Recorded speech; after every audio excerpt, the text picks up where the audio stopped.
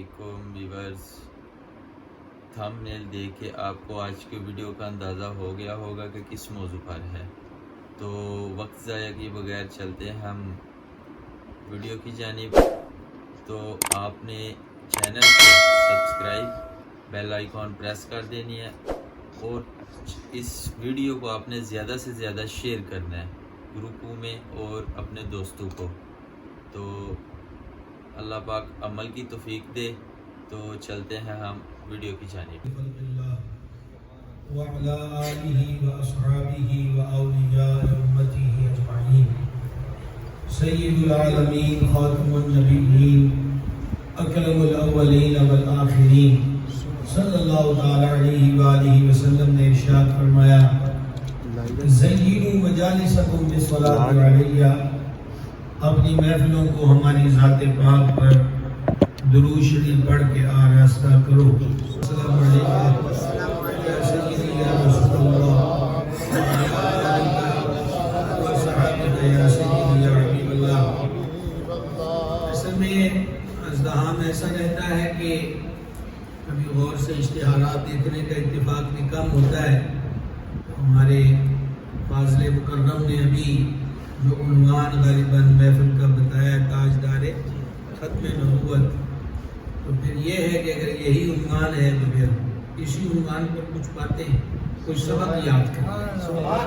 عموماً میں اور آپ لفظ بولتے سنتے ہیں عقیدہ ختم نبوت، اس کا کیا مطلب ہے؟ نبی پاک علیہ الصلوۃ والتسلیم کے بعد نہ کوئی نبی و رسول ہوا اور نہ کبھی ہوگا۔ ایک بات، سرور عالم علیہ الصلوۃ والسلام کے بعد نہ کسی کو نبوت و رسالت ملی اور نہ کبھی ملے گی۔ اس عقیدے کو کہتے ہیں عقیدہ ختم نبوت۔ اس کی اہمیت کیا ہے؟ یہ کتنا ضروری ہے؟ عام سا سادہ سا مسئلہ ہے، کر لو نہ کرو تو نہ صحیح، یہ بہت ضروری ہے؟ تو جواب عرض ہے، جو ابھی عقیدہ بیان ہوا کہ حضور کے بعد نہ کوئی نبی رسول تھا، نہ ہے، نہ ہوگا، نہ کسی کو نبوت و رسالت ان کے بعد ملی، نہ ملی ہے، نہ ملے گی، اس میں ذرہ برابر شک کرنے والا بھی دائرہ اسلام سے خارج ہو جاتا ہے۔ اعلیٰ حضرت عظیم البرکت کشتہ عشق رسالت سیدی شاہ امام محمد رضا قادری قدس سر العزیز نے مختلف فتاوی جات کے علاوہ 5 سے زیادہ کتابیں اسی عقیدے کی اہمیت پر لکھی، اور فقط ایک کتاب میں 130 سے زیادہ احادیث مبارکہ عقیدہ ختم نبوت کی ایک جگہ پہ اعلیٰ حضرت نے جمع فرما دی۔ بعض محقق علماء کا یہ قول ہے کہ عقیدہ ختم نبوت پر واضح غیر مبہم اور جس کی تشریح کی بھی خاص ضرورت نہ پڑے، ذخیرہ احادیث میں عقیدہ ختم نبوت پر کم و بیش 500 احادیث مبارکہ ہیں۔ سادہ سی بات ہے، کریم تو ایک باری فرما دے تو بہت ہے، ایک باری مالکوں کا فرما دینا کوئی چھوٹی سی بات تو نہیں۔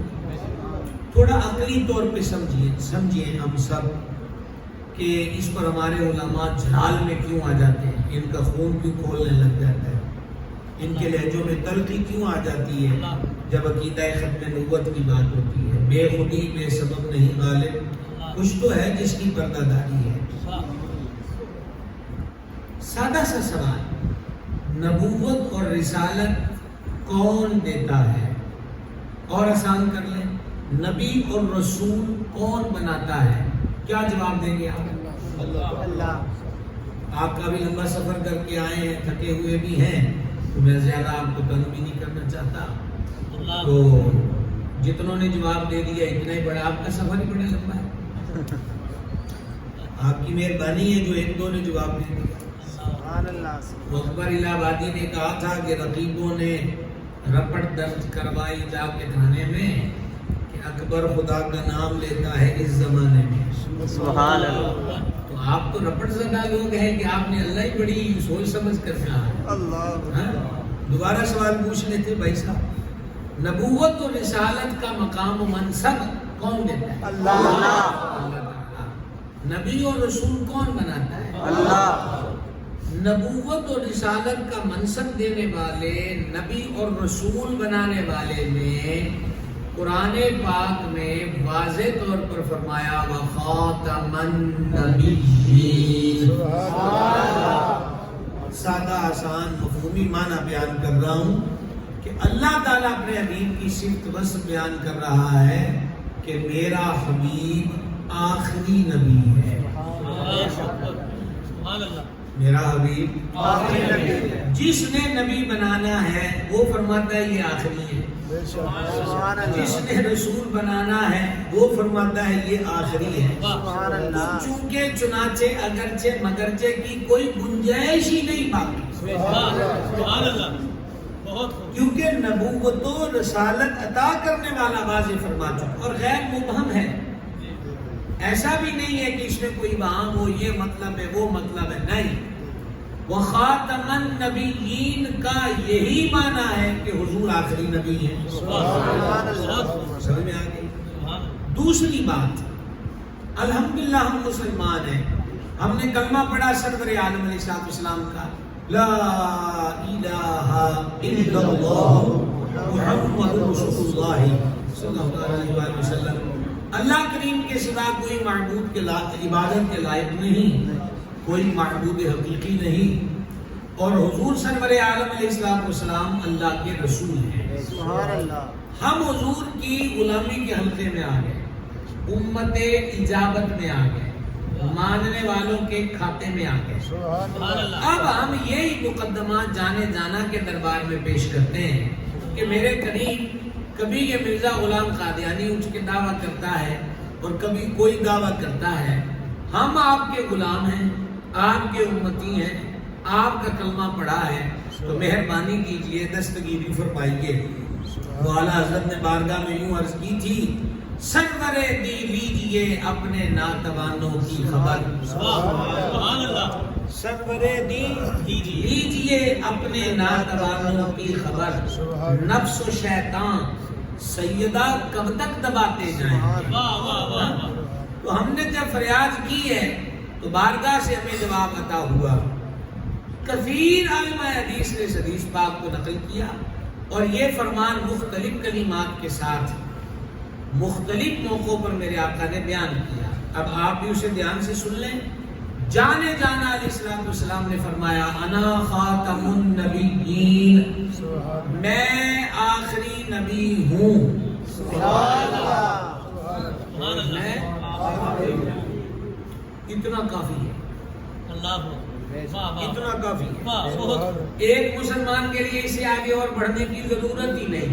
نبوت و رسالت دینے والے نے کہہ دیا وخاتم النبیین، اور جن کے ہم غلام ہیں ہمارے مولا نے فرما دیا انا خاتم النبیین۔ اب ہم کسی غیر کو دیکھنا بھی پسند نہیں کرتے، سمجھ گئے؟ لیکن سنیے، نوجوانوں کو کہوں گا یہاں ڈبل توجہ کریں گے۔ قادیانی لوگ سوشل میڈیا پر جیسے یوٹیوب ہے اور فیس بک کے ہزاروں چینل بنا کر بیٹھے ہیں، کاش کہ ہم بھی تھوڑی کوشش کیا کریں اور اپنی فیس بک کو پاک کریں اور اللہ رسول کا پاک پیغام عام کرنے کے لیے استعمال کریں۔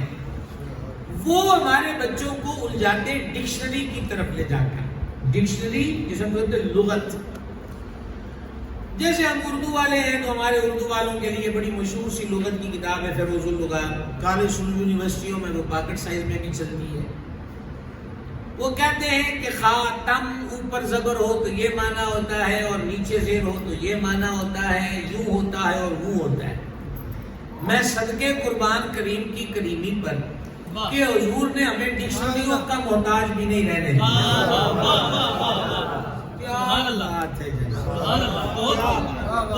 حضور نے ہمیں ڈکشنریوں کا محتاج ہے۔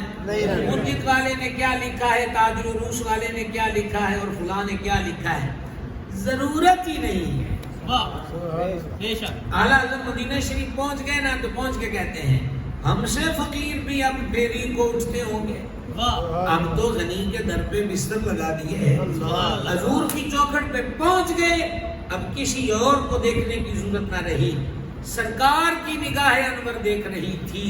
اور یہ تو میں نے ایک جملہ کہا ہے, اچھا پورا کر دو, حضور کی نگاہ سب کچھ دیکھ رہی تھی کہ اس معنی میں بھی میری امت کو کس طرح برخلایا اور الجھایا جائے گا.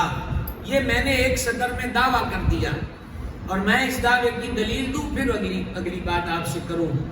امام احمد قسطلانی نے مواہب میں بڑے شافعیوں کا تگڑا امام بخاری کا شارح ہے, اور اسی طرح خاتم الحفاظ امام جلال الدین سیوطی شافعی نے خصائص میں, اور اسی طرح علی متقی ہندی نے کنز الامال میں. ان حضرات نے اس حدیث کو کوٹ کیا ہے کہ نبی پاک صاحب علیہ السلام نے فرمایا اللہ تعالیٰ نے میرے لیے ساری زمین کو سمیٹ دیا.